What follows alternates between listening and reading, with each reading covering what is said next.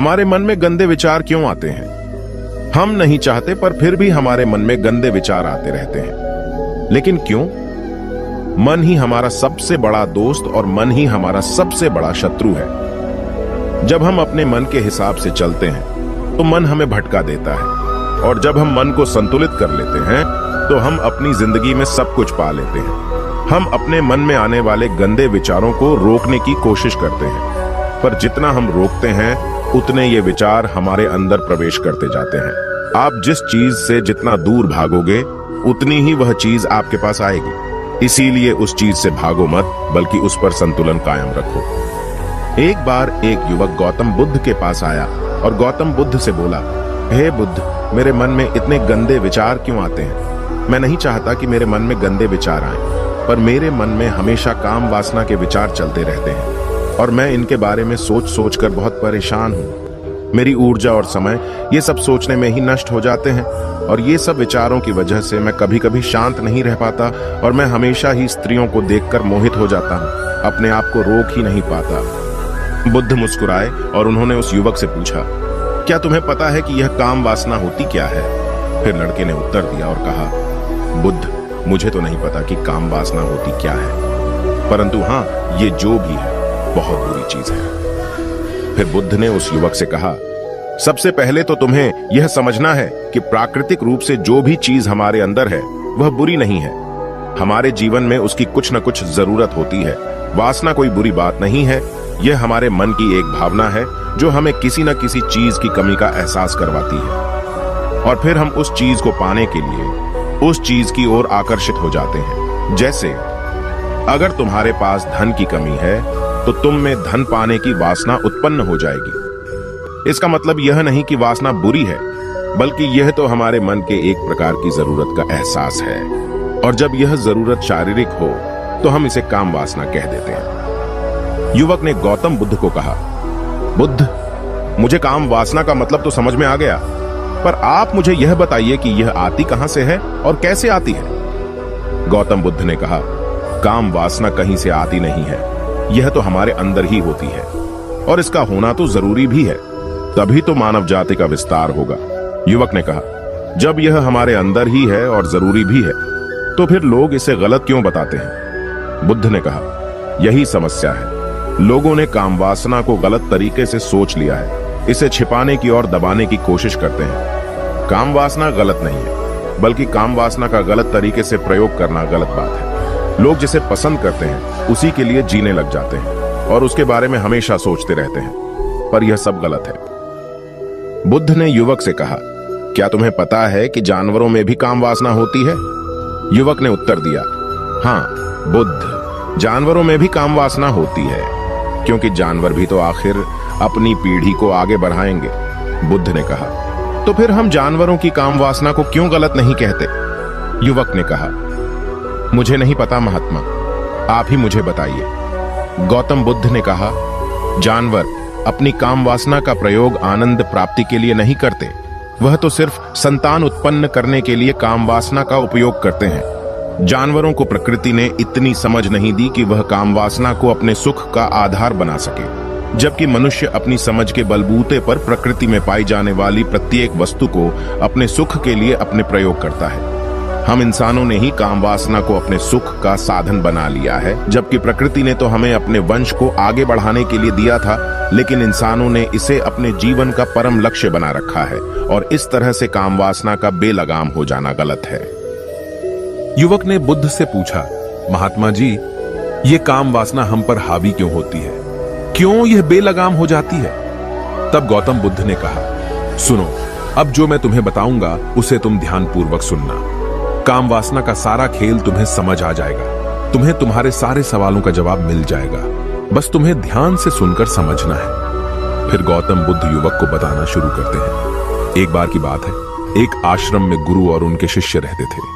शिष्य रोजाना आश्रम के बाहर स्थित गांव में दीक्षा लेने के लिए जाते थे। शिष्य जो गांव में भिक्षा लेने जाता था, उस रास्ते में एक नदी पड़ती थी जिससे वह रोज भिक्षा लेने जाता था। एक दिन उसने देखा कि एक लड़का पेड़ के पीछे छिपा है। उसने लड़के के पास जाकर पूछा, भाई, तुम इस पेड़ के पीछे छिपकर क्या देख रहे हो?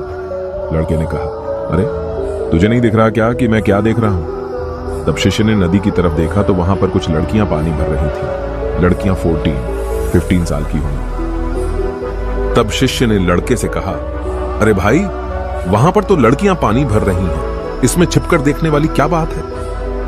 तब वो लड़का शिष्य की तरफ देखकर उससे कहता है, अरे पागल, तुम्हें दिखाई नहीं दे रहा क्या कि मैं क्या कर रहा हूं? वह परियां कैसे नदी से पानी निकाल रही है। जरा उनकी अदाओं को देखो, उनके कोमल शरीर को देखो, उनकी पतली कमर मटके को उठाते समय कैसे बल खाती है और उनके बाल उनकी कमर पर कैसे लहरा रहे हैं, मानो सुंदरता बिखरी पड़ी हो। शिष्य फिर नदी की तरफ देखता है और इस बार वह देखता ही चला गया। अभी तक तो उसे कुछ भी नजर नहीं आ रहा था और वह बिल्कुल निर्भय था।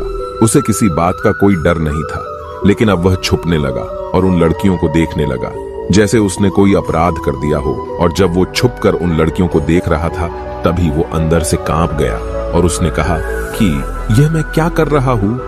मैं जो भी कर रहा हूं वह सही नहीं है, मुझे यहां से चले जाना चाहिए। और फिर वह जल्दी से वह से चला जाता है। फिर वह आश्रम पहुंच जाता है। आश्रम जाकर वह अपने कार्यों में लग गया, लेकिन जो अभी वह देख कर आया था वही उसकी आंखों के सामने बार बार आ रहा था। उसके मन में वही दृश्य चल रहा था। उसका मन वही सब कुछ देखने के लिए ललचा रहा था। उसका किसी भी काम में मन नहीं लग रहा था। सुबह होते ही वह रोज भिक्षा के लिए आश्रम से जल्दी निकल जाता और नदी के पास वाले पेड़ के पास जाता जहां वह लड़का पहले से मौजूद रहता था। उसके साथ मिलकर लड़कियों को छुपकर देखता था। अब वह रोज ऐसा करने लग गया। उसका मन अब किसी भी काम में नहीं लगता था। वह हमेशा किसी न किसी प्रकार के विचारों में उलझा रहता था। वह आश्रम के कार्यों को भी ठीक ढंग से नहीं कर पा रहा था। न वह ठीक से सो पाता था और न ठीक से खाना खा पाता था। उसका मन बेचैन सा रहता था। उसका मन बार बार उन लड़कियों के सौंदर्य को देखने के लिए ललचाता था। जब गुरु भिक्षा देते तब भी उसका मन कहीं और विचारों में खोया रहता था। गुरु ने अपने शिष्य की इन हरकतों को देखा। तब एक दिन गुरु ने शिष्य को अपने पास बुलाया और कहा, आज से मैं भी तुम्हारे साथ भिक्षा मांगने चलूंगा। तुम और मैं साथ साथ भिक्षा मांगने चलेंगे। तभी शिष्य ने गुरु को मना करते हुए बोला, नहीं गुरुदेव, आप परेशान क्यों हो रहे हो? मैं अकेले ही ठीक से भिक्षा मांग सकता हूं। गुरु ने शिष्य से कहा, ठीक है, तुम अकेले ही भिक्षा मांगने जाओ। इसके बाद शिष्य भिक्षा मांगने निकल गया। शिष्य के जाने के बाद गुरु भी आश्रम से निकल गए और शिष्य का पीछा करने लगे कि वह कहां जाता है, किससे मिलता है। यह सब देखने के लिए उसके पीछे पीछे चलने लगे। थोड़ी दूर जाने के बाद गुरु ने देखा कि उनका शिष्य एक लड़के के साथ एक पेड़ के पीछे अपराधी की तरह छिपा हुआ है और छिपकर कुछ देख रहा है। गुरु भी अपने शिष्य के पीछे जाकर खड़े हो गए, यह देखने के लिए कि आखिर उनका शिष्य क्या देख रहा है जिसके लिए वह पेड़ के पीछे अपराधियों की तरह छिपा पड़ा है। गुरु ने देखा कि उनका शिष्य पेड़ के पीछे छिपकर लड़कियों को देख रहा है जो नदी से पानी भर रही है। तभी गुरु ने शिष्य से कहा, क्या तुम लड़कियों से भी भिक्षा लोगे? गुरु की आवाज सुनकर शिष्य का मन घबराया और उसके पसीने छूटने लगे। वह थर थर कांप रहा था, जैसे किसी चोर को पकड़ते समय रंगे हाथों पकड़ लिया हो। उसकी हालत खराब हो गई। वह कुछ भी नहीं बोल पा रहा था। वह लड़का जो शिष्य के साथ था वहां से भाग गया, जिससे शिष्य और भी घबरा गया था। उसके मुंह से कुछ टूटे फूटे शब्द ही निकल रहे थे। वह अपने गुरु से भी नजर मिलाने का साहस नहीं कर पा रहा था। गुरु ने शिष्य की ओर देखा और कहा, मेरा शिष्य तो निर्भय है, उसे तो किसी भी चीज का डर नहीं है, लेकिन ये क्या, तुम तो डर के मारे कांप रहे हो। शिष्य ने गुरु से कहा, मुझे माफ कर दो, इसमें मेरा कोई दोष नहीं है। उस लड़के ने मुझे बहका दिया था, लेकिन मैं आपसे वादा करता हूं कि आज के बाद मैं कभी दोबारा ऐसा नहीं करूंगा। मुझे माफ कर दो। गुरुदेव ने कहा कि कोई बात नहीं, पर इस बात का तुम ध्यान रखो कि हम जैसी संगति करते हैं वैसा ही फल हमें प्राप्त होता है। हम जैसे संगति करते हैं उनके विचार हमारे अंदर प्रवेश करते हैं। इसीलिए अच्छी संगति करो ताकि तुम्हारे अंदर अच्छे विचार प्रवेश करें। फिर गुरु और शिष्य आश्रम लौट आए और फिर से आश्रम के कार्यों पर ध्यान देने लगे। उसने उस रास्ते को छोड़ दिया और दूसरे रास्ते से जाने लगा। वह अपने काम को ध्यान से करता था, लेकिन धीरे धीरे उसके अंदर क्रोध उत्पन्न हो गया और फिर वह दूसरे शिष्यों पर क्रोध करने लगा और बेचैन हो गया। अब वह सही समय पर भोजन भी नहीं करता था। वह भोजन भी बहुत कम खाता था। एक रात गुरु शिष्य के पास आए और उससे बोले कि तुमने मुझसे वादा किया था कि तुम अपना मन नियंत्रण में रखोगे। अब तक तुमने कितनी बार अपना वादा तोड़ दिया। यह सुनकर शिष्य अपने गुरु के चरणों में गिर गया और रोने लगा। रोते रोते ही उसने गुरु से कहा कि गुरुदेव, मैं कहीं बार अपना वादा तोड़ चुका हूं, फिर वादा कर लेता हूं, लेकिन हर बार मैं वादा तोड़ देता हूं। मेरा मन मेरे नियंत्रण में है ही नहीं। मैं बहुत कोशिश करता हूं कि मैं अपने मन से सारे बुरे विचारों को निकाल दूं, लेकिन मैं चाहकर भी ऐसा नहीं कर पा रहा हूं। फिर गुरु ने शिष्य को कहा, चलो मेरे साथ। गुरु शिष्य को आश्रम के बगीचे में लेकर गए और शिष्य से कहा, देखो यहां पर कुछ नालियां बनी हुई है जिससे नदी का पानी इन पौधों तक आ रहा है, और यह पानी निरंतर भाव से बह रहा है। क्या तुम इस पानी के बहाव को रोक सकते हो? शिष्य ने कहा, हां गुरुदेव, मैं इस बहाव को रोक सकता हूं। फिर शिष्य ने मिट्टी उठाकर उस नाली के छोर पर डाल दी। वह पानी थोड़ी देर के लिए रुक गया और फिर थोड़ी देर बाद उस रेत के ऊपर से पानी आया। गुरु ने शिष्य से कहा, अरे ये क्या, ये पानी तो रुका ही नहीं। फिर से उसने कुछ कंकर पत्थर उठाकर उसे नाली में डाल दिया और फिर थोड़ी देर के लिए पानी रुक गया, लेकिन फिर थोड़ी देर बाद ही उन कंकर पत्थरों के ऊपर से पानी निकल आया। गुरु ने कहा, शिष्य ये क्या हुआ? पानी तो फिर से आ गया। तुम तो बोल रहे थे कि तुम इसे रोक दोगे। क्या हम किसी चीज को पूरी तरह से रोक सकते हैं? तब शिष्य ने कहा, कोई बात नहीं गुरुदेव, मैं इस पानी को तो रोक कर आपको दिखाऊंगा। फिर उसने एक बड़ा सा पत्थर लेकर आया और उसे नाली पर डाल दिया। पानी रुक गया। तब शिष्य ने गुरु से कहा, देखा गुरुदेव, मैंने कहा था ना कि पानी को मैं रोक दूंगा। मैंने पानी को रोक दिखाया। आपकी बात मैंने पूरी कर दी। गुरु मुस्कुराए और बोले, अच्छा जरा ध्यान से देखो, पानी रुक गया है क्या?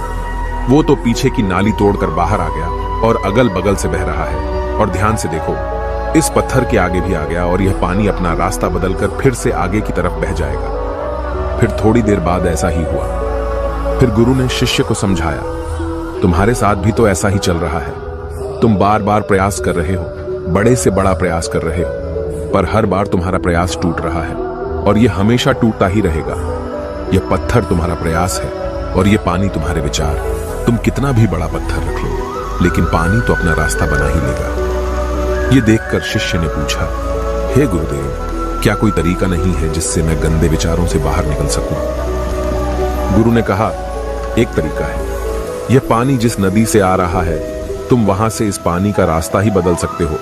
गुरु शिष्य को एक नदी के पास ले गए जहां से उस बगीचे में पानी आ रहा था। गुरु ने शिष्य से कहा, वो पानी इसी नदी से जा रहा है।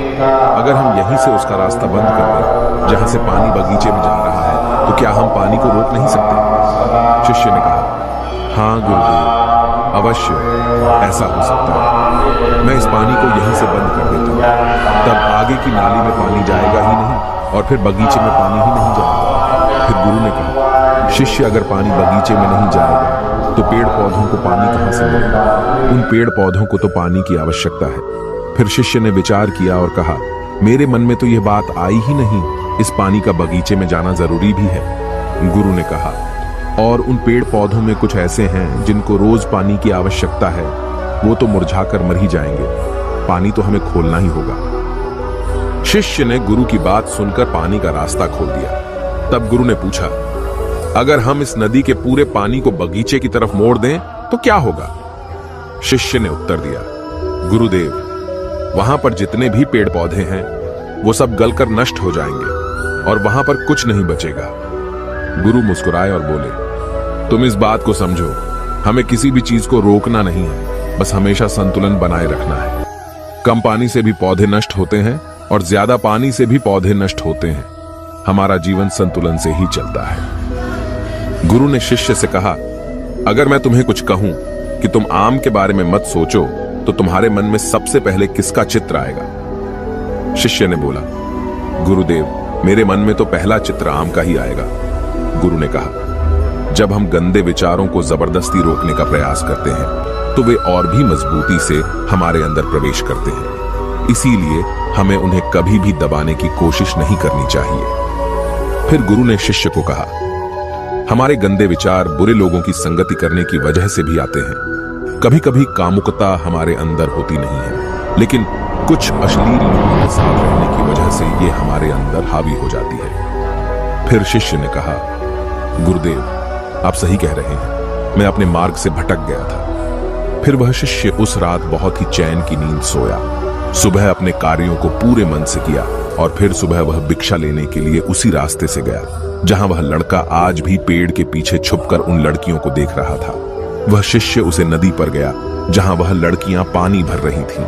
उसने उन लड़कियों से पानी मांगा और उन लड़कियों में से एक लड़की ने उसे पानी पिलाया और उसे शिष्य के चरण छुए। शिष्य ने उसे आशीर्वाद दिया कि तुम्हारा कल्याण हो, जिससे कि मानसिकता सकारात्मक ऊर्जा से भर जाए। उसके चेहरे पर मुस्कान आ गई थी, जैसे कि उसे कुछ खोया हुआ वापस मिल गया हो। वह वापस अपने रास्ते से जाने लगा। तभी पीछे से वह लड़का आ गया जो पेड़ के पीछे छुपा हुआ था।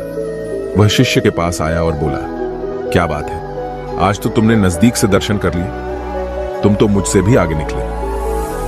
तब शिष्य ने कहा, हम हमेशा दूसरों के दर्शन करने में ही व्यस्त रहते हैं, अपने दर्शन कर ही नहीं पाते। तुम कब तक इस पेड़ के पीछे छुपाते रहोगे? किसी को पसंद कर लो, उसे बोल दो। अगर वो भी तुम्हें पसंद करती है तो शादी कर लो और उससे पहले तुम कुछ बन जाओ। अपने आप को पहचान लो, ऐसे अपना समय बर्बाद मत करो। फिर वह लड़का रोज उस शिष्य से मिलने लगा और उसने लड़के को नदी पर न जाने के लिए प्रेरित किया। और फिर वह लड़का अपने जीवन में कुछ बनने के लिए संघर्ष करने लगा। तो तुमने देखा कि संगति का असर क्या होता है। अपनी संगति बदलो, अपने विचार बदलो। गुरु ने शिष्य से पूछा, क्या तुम्हें अपने सभी सवालों का उत्तर मिल गया? तब शिष्य ने कहा, हाँ महात्मा जी, आपका धन्यवाद। तब गुरु ने शिष्य से कहा कि जब तुम्हारे मन में गंदे विचार आए तब तुम अपने आप को दोषी मत मानो। यह शरीर है और यह सब इसने हजारों वर्षों से सीखा है। एक केवल तुम्हारे सोच लेने से या शपथ लेने से यह टूटने वाला है नहीं, लेकिन तुम्हारे पास वो शक्ति है, वो ऊर्जा है जिसका तुम्हें संतुलन उपयोग करना है। तुम एक जीवित ऊर्जा हो जो कुछ भी अनुभव करने के लिए स्वतंत्र है। इसीलिए तुम अपने आप को पहचानो। इस कहानी से हमें यह सीख मिलती है कि हमारे विचारों का महत्व कितना अधिक होता है। हमारे विचार ही हमारे भविष्य की दिशा को निर्धारित करते हैं। हमें सकारात्मक विचारों को अपने मन में पूरी शक्ति के साथ अपनाना चाहिए ताकि हम सही दिशा में आगे बढ़ सकें।